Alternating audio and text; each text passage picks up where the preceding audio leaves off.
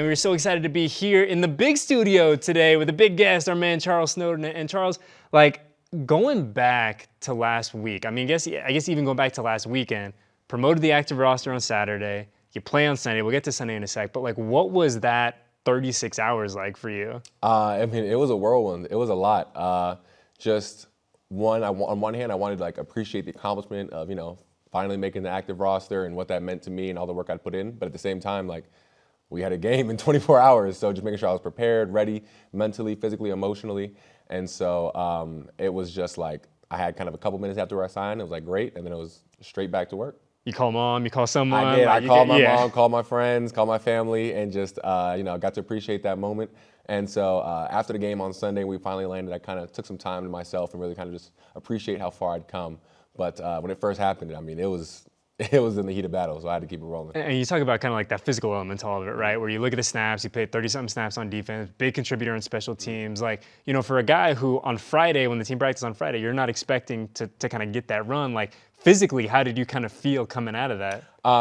Physically, I kind of felt great. The thing about the practice squad is like, Wednesdays are your Sundays. So that Wednesday practice was it was a tough one for me. I had to take all the practice squad reps. I had to take some look squad reps on offense.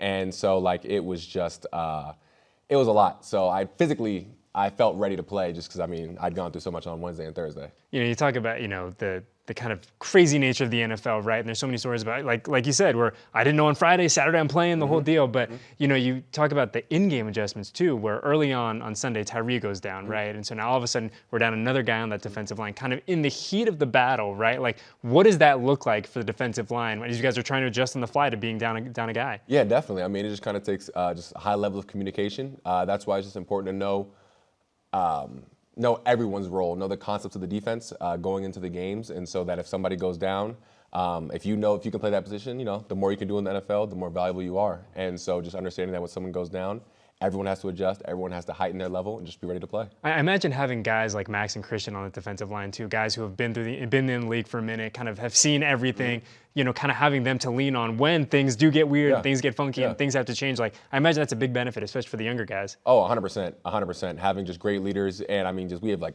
so much veteran leadership in the defensive line room where, someone went down, nobody flinched. It was just kind of next man up. Guys just really embraced the team, rallied around each other, and it's a great culture in that defensive line room where we could all just rally around each other. Certainly no moral victors in the NFL, but you look at the stat sheet, and through 30 minutes, you guys really on both sides of the football, but defensively especially, playing such a good brand of football, making the Chargers so, I don't even want to say one-dimensional, but making it so hard for them to do anything. Obviously, the second half, a different story there a little bit. Like, how do you kind of go from 30 minutes of really quality football to 60 minutes of really quality football defensively? Yeah, it's kind of what Coach always talks about is just that winning stamina and that mental stamina. And when he says stamina, he doesn't always mean physically. It just means mentally, emotionally. Like you said, we stifled them in the first half and played a great first half of football. And then in that second half, understanding that, eventually they're going to make plays. They're a professional football team. They have great players on that side.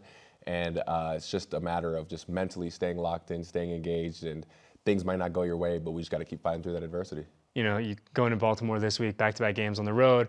Big challenge with that offense. You look at Lamar, you look at Derrick Henry. two big, big behemoth human beings, strong guys that have had a lot of success in the NFL. When you kind of look at what they do offensively, like what kind of challenges does that group present to you? Yeah, they're a very dynamic offense. They have great players, great skill position players, great O-line. And it's just a matter of doing our job, controlling what we can control. Again, understanding that they're going to make plays. And it's just the next play mentality, We're going to make plays as well. We're a great defense. And so just being ready, not getting too high on your highs, not getting too low on your lows, and just being ready for the next snap. We hear all the time about how hard, physically it is to, take Derrick Henry down. When you look back at your football career, who's the hardest guy that's been for you to, get to the ground? The hardest guy for me, I would probably say, and this was a while back, but Cam Akers. Okay. Florida State. I remember watching on tape, and, he was really making a lot of guys miss, but, guys just couldn't get him down. I was like, this don't make no sense. And then I hit him in the game, and I was like, it makes sense. Well, was it just kind of the way he was built, or Yeah, just typical professional running back, strong lower body, but still quick and could just have slight movement, slight adjustment to the last second. And so just having to really bring your weight, drive your feet, and just having to gang tackle them. For guys like that, include lumping Derrick Henry with that, how much of it trying to bring down those shifty, crafty, strong, whatever, like elusive kind of dudes, is just sticking to the principles, sticking to your fundamentals. Like, is that kind of hard sometimes? Like when you see this physical dude to be like, all right, I just got to stick to A, B, C, D, and E. Yeah, definitely. I mean, it always kind of goes back to your fundamentals and just understanding that a lot of it's just not really things you can coach, and it's more so just wanting to put your shoulder through his legs, wrapping your arms around him, and driving your feet. And so, I mean, it's really that simple, no matter if it's a big guy or a shifty guy.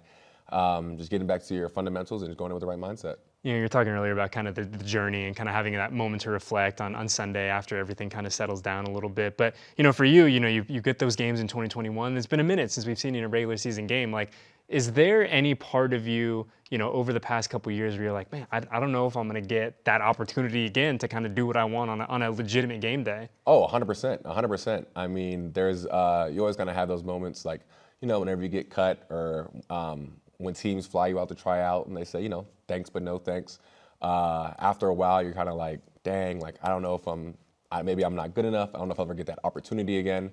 But I mean, in practice, I would always I thought I'd always play well. And so for me, it was never like a matter of, am I capable? It was just a matter of, am I going to get another shot? And so once I got the opportunity here, I wasn't necessarily worried about if I was going to be able to perform. It was just a matter of taking advantage of it and just proving to everyone that I'm ready. Any and vindication might be too strong of a word, but any kind of sense of I told y'all a little bit, I told you, I knew deep down in me that I could do it, and now I'm getting the opportunity to kind of show everyone else. Yeah, definitely. I mean, I never, like you said, I wouldn't want to say vindication because, I mean, everywhere I've been, whether it was Chicago, Tampa, even if I was only there for a short amount of time, I learned a lot there. I grew a lot, and if it weren't for those experiences, if it weren't for those coaches, I mean, I probably wouldn't be successful here, and I still have a very long way to go here.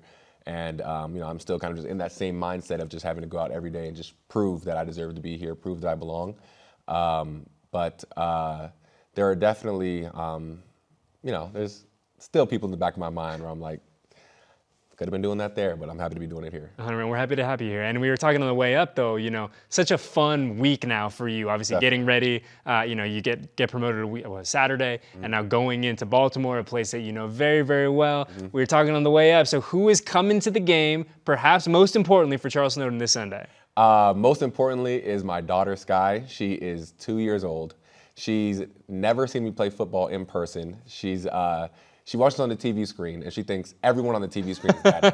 So I'm very excited to be able to play in front of her, and I mean, she's 2. She won't remember it, but to me, I mean, it means the world. And so for her to be there and be able to see her before the game and hopefully after the game, it's going to be special for me. That's pretty cool too, man. And the fact that, like you said, you're going to have a lot of, people in and around the area, right? Definitely. Like we're TBD on who's actually in the building. Exactly. But we're going to have a lot of Charles Snowden energy floating around the stadium. Exactly. You know what I'm saying? Those NFL tickets are still a little steep. So I told my friends, just go to the Baltimore area, get a drink, and enjoy the game, and just bring good juju. Exactly. And hey, before I let you go, though, big game for UVA this weekend. Oh, my God, yes. The Wahoos. Pack Stadium against Maryland. That was one of the saddest things that I never got to play against Maryland when I was at UVA.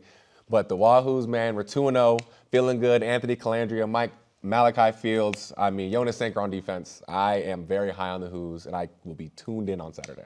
Have DJ and JB, if those guys been chirping at you a little bit? Oh, yeah. Oh, for sure. This is, I'm going to let you know a little secret. All right. So, if you're seeing this, DJ, I am sorry. So last week, somebody at UVA reached out to me and said, hey, can you make a hype video for the game on Saturday? And I said, absolutely. And so I told DJ, I said, hey, my friend has this little program for youth kids in PG County, Maryland. Can you just encourage them? So DJ, he's a nice guy. He said, of course, DJ Glaze. So he said, of course. And he said, hey, guys, you can do anything you want. Just keep working. Good luck on Saturday. That video is going to the Virginia Wahoos, baby. Go Hoos, beat the Terps. Oh, that's well done. Round of applause. We talk about you having a good week. It's been a good week for Charles Snowden. Yes, it has. Very, very good week. Yes, it has. Well, dude, it was so nice to get you up here. It's so nice to meet you in person. Congratulations on everything thus far. Best of luck on Sunday, and we'll catch up with you soon. All right, brother? Thank you very much. Appreciate you guys.